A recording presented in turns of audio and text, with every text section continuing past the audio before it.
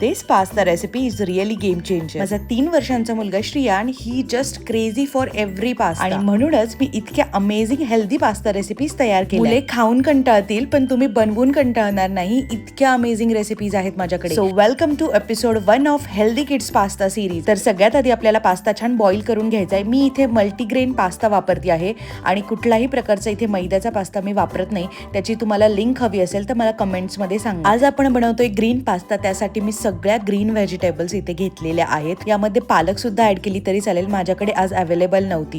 So हे सगळं mix करून ह्याची आपल्याला एक पेस्ट बनवून घ्यायची आहे. मी डिस्क्रिप्शन मध्ये सगळं इंग्रेडियंट लिस्ट दिलेली आहे, तुम्ही तिकडे जाऊन चेक करू शकता. एका पॅन मध्ये थोडंसं ऑइल किंवा बटर टाकायचं आहे, थोडासा लसूण टाकायचा आहे आणि मग आपली पेस्ट टाकून छान परतून घ्यायची आहे.